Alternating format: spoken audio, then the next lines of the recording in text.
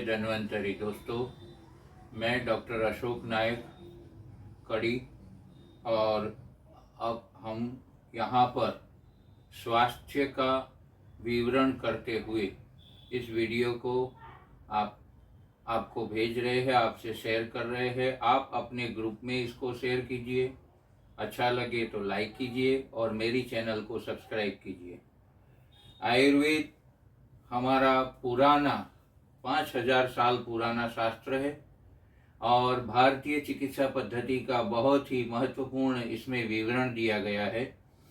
आयुर्वेद का मुख्य प्रयोजन है स्वस्थ के स्वास्थ्य का रक्षण करना, और दूसरा है आतुरस्य विकारोपशमनम, यानी आतुर के विकारों का शमन करना। स्वास्थ्य के रक्षण हेतु स्वाभाविकतः जीवन शैली के बारे में सोचना चाहिए, और आयुर्वेद में ज़्यादातर अपने स्वास्थ्य को बनाए रखने के लिए कैसी जीवन शैली चाहिए उसका विवरण है। आज इस बारे में चर्चा करेंगे। जैसा देश है वैसा वेश करना चाहिए, ये हमारी पुरानी कहावत है, और हमारा रहन सहन ऐसा होना चाहिए।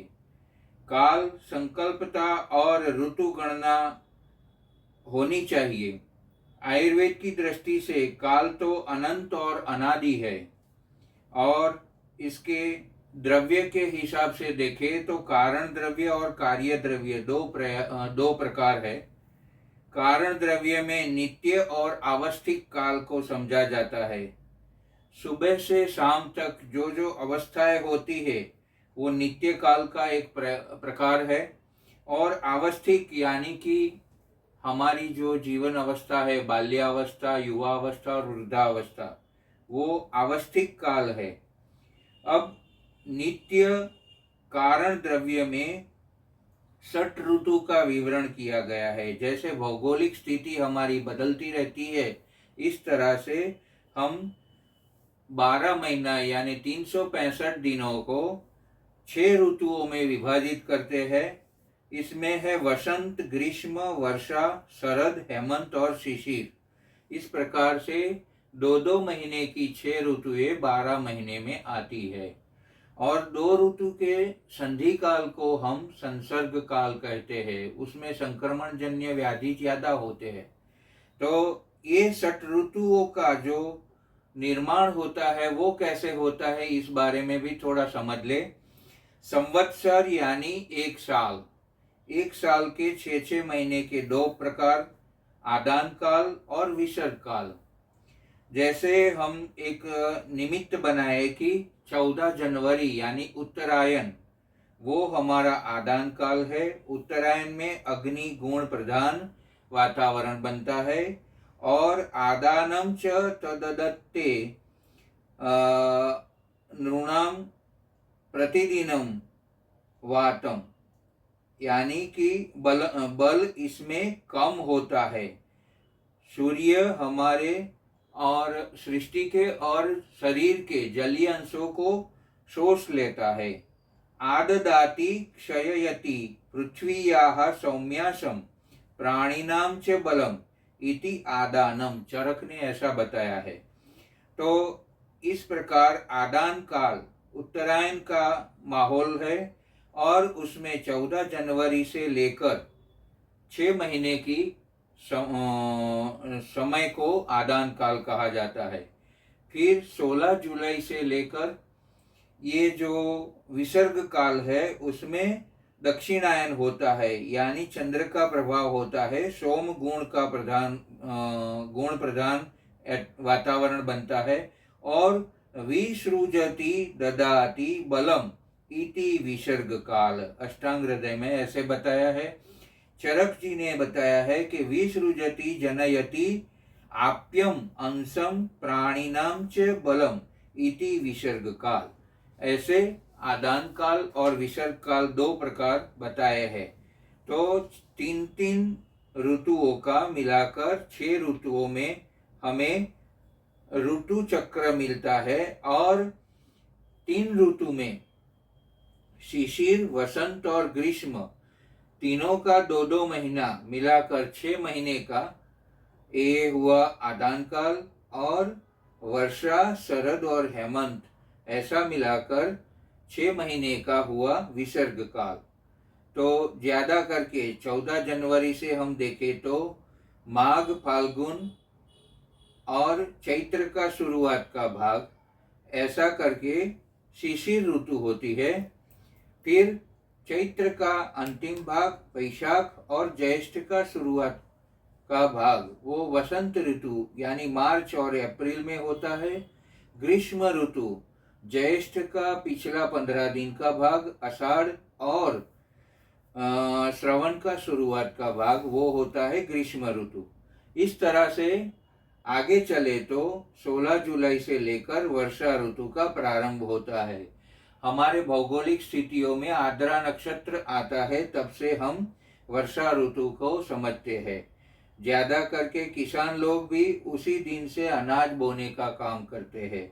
तो सृष्टि में सोम प्रधान यानी कि चंद्र का प्रभाव बढ़ता है, जलीयांश और शरीर में ताकत का प्रादुर्भाव होता है, तब से वर्षा ऋतु शुरू होती है। वर्षा ऋतु ज्यादा करके श्रावण और भाद्र में यानी जुलाई और अगस्त का समय बताया जाता है। फिर शरद ऋतु अश्विन और कार्तिक महीने में यानी सितंबर और अक्टूबर में आता है। और हेमंत ऋतु मार्गशीर्ष और पौष नवंबर और दिसंबर में आता है।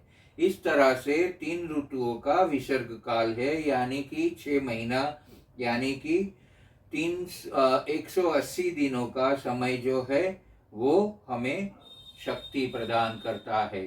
सोम गुण प्रदान सृष्टि में वातावरण बनता है और शरीर में मूड मोरल और काम करने की ताकत बढ़ जाती है।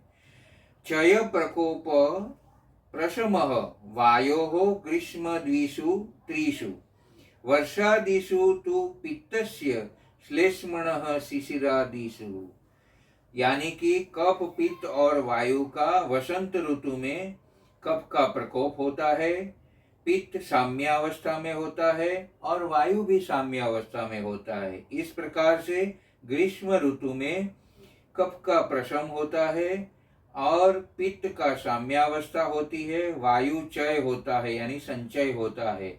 इस तरह से वर्षा ऋतु में कफ साम्यावस्था में होता है, पित्त क्षय होता है यानी संचय होता है और वायु का प्रकोप होता है। शरद ऋतु में कफ साम्यावस्था में होता है, पित्त प्रकोपित होता है और वायु प्रशम होता है, समन होता है। हेमंत ऋतु में कफ साम्यावस्था में रहता है, पित्त का प्रशम होता है और वायु साम्यावस्था में रहती है। शिशिर ऋतु में कफ का संचय होता है, पित्त का साम्यावस्था होती है और वायु साम्यावस्था में होता है। इस प्रकार से हम शरीर के सृष्टि के साथ तादात्म्य में मिलाते हैं और शरीर इस प्रकार से क्षीण और वृद्धि दिखाता है दोषों की।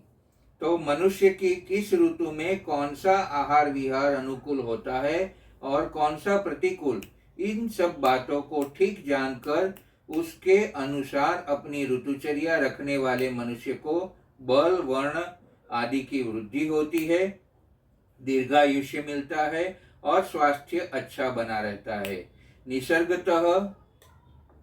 निसर्गतः जिस प्रकार की दोष स्थिति रहती है, जैसे कफ का शिशिर ऋतु में क्षय होकर वसंत में प्रकोप, इस तरह से आयुर्वेद हमें आहार विहार करने की सलाह सूचन देता है। इसका गुजराती में मैंने वीडियो बनाया हुआ है और ये कुछ लोगों के लिए जो प्रदेशवाद से जो हिंदी समझते हैं उनके लिए ये हिंदी का एक ही वीडियो है।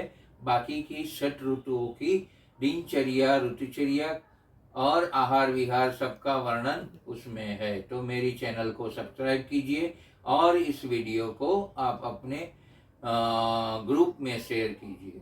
Thank you. जय धन्वंतरी।